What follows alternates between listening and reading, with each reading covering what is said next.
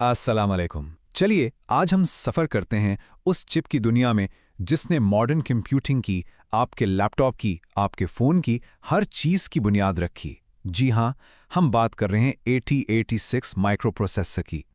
देखिए, हमारी कहानी शुरू होती है इस एक छोटी सी कमांड से MOV AX1234H। ये बहुत सिंपल सा हुक्म है।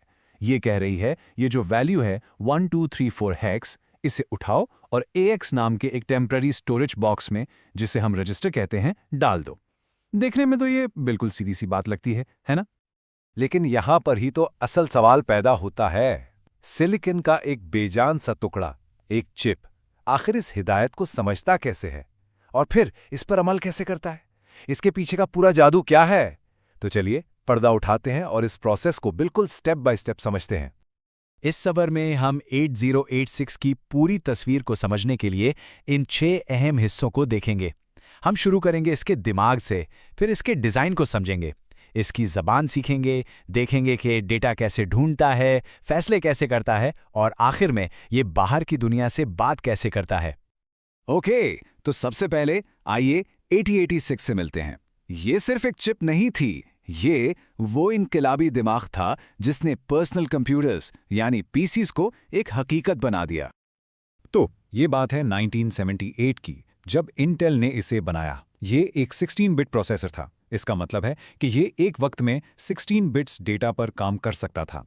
इसकी 20 बिट एड्रेस बस की वजह से ये 1 मेगाबाइट मेमोरी तक रसाई हासिल कर सकता था, जो ज़माने के लिए आप सोचिए बहुत ही बड़ी बात थी। और हाँ, इसमें एक 6 बाइट की इंस्ट्रक्शन क्यू भी थी, जो कि पाइपलाइनिंग का एक बुनियादी कॉन्सेप्ट है। इसका मतलब यह है कि प्रोसेसर एक काम खत्म करने से पहले ही अगले काम की तैयारी शुरू कर देता था। बहुत स्मार्ट। अब आते हैं इसके डिज़ाइन पर, जो कि बहुत ही लाजवाब है। 8086 एक सिंगल यूनिट की तरह काम नहीं करता, बल्कि इसको 2 अलग-अलग यूनिट्स में तकसीम किया गया है, जो एक टीम की तरह काम करते हैं। इनसे मिलिए बस इंटरफेस यूनिट यानी BIU और एग्जीक्यूशन यूनिट यानी EU। इस डायग्राम में आप 8086 का अंदरूनी नक्शा देख सकते हैं। एक तरफ है बस इंटरफेस यूनिट यानी BIU और दूसरी तरफ है एग्जीक्यूशन यूनिट यानी EU। इनका एक साथ पैरेलल में काम करना ही इस प्रोसेसर की स्पीड और एफिशिएंसी का राज है। ये एक ऐसी टीम है जो काम को आपस में बांट लेती है ताकि सब कुछ बहुत तेजी से हो। इससे समझने का एक बहुत ही आसान तरीका है। सोचिए कि BIU एक लाइब्रेरियन है। इसका काम है मेमोरी की लाइब्रेरी से किताबें यानी इंस्ट्रक्शंस लाकर एक लाइन में या क्यू में लगा देना, जबकि EU वो स्कॉलर है जो इस लाइन से एक एक इंस्ट्रक्शन उठाता है, उसे पढ़ता है, समझता है और फिर अरिथमेटिक लॉजिक यूनिट की मदद से असल काम यानी कैलकुलेशंस परफॉर्म करता है। और सबसे मजे की बात क्या है, जब EU स्कॉलर अपना काम कर रहा होता है ना, BIU लाइब्रेरियन पहले से ही अगली किताबें लाकर तैयार रखता है। काम कभी रुकता ही नहीं। अच्छा, तो ये किताबें जिनकी हम बात कर रहे हैं, ये आखिर हैं क्या? ये हैं इंस्ट्रक्शंस जो सीपीयू की अपनी ज़बान यानी असेंबली लैंग्वेज में लिखी होती हैं।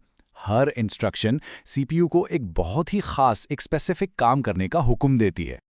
सबसे बुनियादी, सबसे आम इंस्ट्रक्शन है MOV। जैसा कि नाम से ही जाहिर है, ये डेटा को एक जगह यानी सोर्स से उठाकर दूसरी जगह यानी डेस्टिनेशन पर कॉपी करने के लिए इस्तेमाल होता है। आप कह सकते हैं कि ये असेंबली लैंग्वेज का ABC है। इस स्लाइड पर देखिए, MOV कमांड की 2 मिसालें हैं। पहली लाइन में रजिस्टर AX का डाटा रजिस्टर BX में कॉपी हो रहा है, सिंपल। दूसरी मिसाल में रजिस्टर AX का डाटा मेमोरी की एक मखसूस लोकेशन 2000H पर मूव किया जा रहा है। बहुत सिंपल, लेकिन बहुत ही पावरफुल चीज़ है ये। लेकिन CPU डेटा को सिर्फ इधर से उधर नहीं करता, वो डेटा को बदल भी सकता है, उसे मैनिपुलेट कर सकता है। इसके लिए लॉजिकल इंस्ट्रक्शंस इस्तेमाल होती हैं, जैसे कि AND। ये इंस्ट्रक्शन 2 वैल्यूज़ के इंडिविजुअल बिट्स पर AND ऑपरेशन परफॉर्म करती है।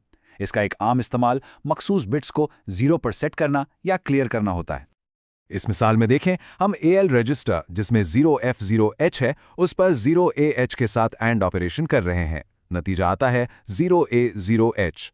अब गौर से देखें तो इस ऑपरेशन ने AL रजिस्टर के कुछ बिट्स को ज़बरदस्ती 0 कर दिया है, जबकि बाकी बिट्स पर कोई असर नहीं हुआ।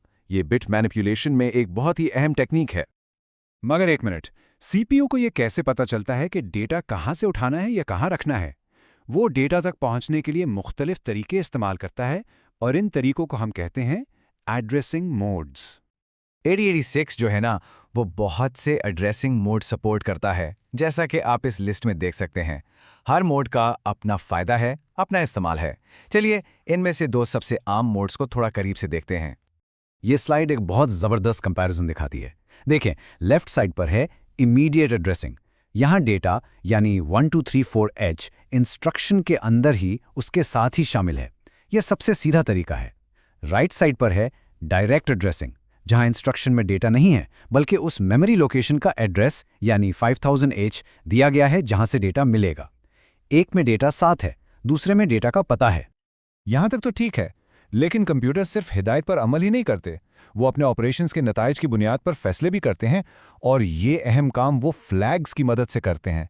ये एक खास रजिस्टर के अंदर छोटे छोटे 1 बिट स्विचेस हैं जो हर कैलकुलेशन के नतीजे को रिकॉर्ड कर लेते हैं। फ्लैग्स रजिस्टर को आप एक स्टेटस बोर्ड समझ लें। जब भी कोई ऑपरेशन होता है, ये फ्लैग्स अपडेट हो जाते हैं। मिसाल के तौर पर ज़ीरो फ्लैग या ZF तब ऑन होता है जब रिजल्ट 0 हो। साइन फ्लैग बताता है कि नतीजा पॉजिटिव है या नेगेटिव, और कैरी फ्लैग तब सेट होता है जब कैलकुलेशन में कोई कैरी प्रोड्यूस हो। इसे देखिए, ये बहुत इंटरेस्टिंग है। जब हम 8 बिट AL रजिस्टर, जिसमें हेक्साडेसिमल वैल्यू FF यानी 255 है, उसमें 1 जमा करते हैं तो हिसाब के मुताबिक जवाब 256 बनता है। लेकिन रजिस्टर तो सिर्फ 8 बिट का है, इसलिए उसमें सिर्फ 00 रह जाता है और 1 कैरी हो जाता है। इस ऑपरेशन ने कैरी फ्लैग को ऑन कर दिया क्योंकि कैरी प्रोड्यूस हुआ, और 0 फ्लैग को भी ऑन कर दिया क्योंकि रजिस्टर में फाइनल नतीजा 0 था। देखा आपने? और फिर जंप जैसी इंस्ट्रक्शंस इन्हीं फ्लैग्स को इस्तेमाल करके फैसले करती हैं। इस मिसाल में CMP इंस्ट्रक्शन पहले AL की वैल्यू को 3 से कंपेयर करती है, जिससे फ्लैग्स सेट हो जाते हैं। उसके बाद JG यानी जंप इफ ग्रेटर इंस्ट्रक्शन उन फ्लैग्स को चेक करती है। अगर AL की वैल्यू वाकई 3 से बड़ी थी तो प्रोग्राम फौरन बिग लेबल पर जंप कर जाएगा। इस तरह प्रोग्राम्स में लॉजिक बनता है। अच्छा, आखिरी और बहुत अहम बात, CPU बाहर की दुनिया से कैसे बात करता है, जैसे कीबोर्ड से, माउस से या प्रिंटर से? इसके लिए एक बहुत ही अहम मैकेनिज्म है जिसका नाम है इंटरप्ट्स। तो इंटरप्ट क्या है? इंटरप्ट एक सिग्नल है जो CPU को उसका मौजूदा काम फौरी तौर पर रोकने और कोई ज्यादा जरूरी काम करने पर मजबूर करता है। ये बिल्कुल वैसे हैं जैसे आप कोई किताब पढ़ रहे हों और अचानक आपका फोन बज उठे। आप किताब वहीं रखकर पहले फोन सुनते हैं ना, है ना? यहाँ फोन कॉल एक इंटरप्ट है। असेंबली लैंग्वेज में INT21H एक बहुत मशहूर सॉफ्टवेयर इंटरप्ट है। ये ऑपरेटिंग सिस्टम से मुख्तलिफ सर्विसेज मांगने का एक तरीका है।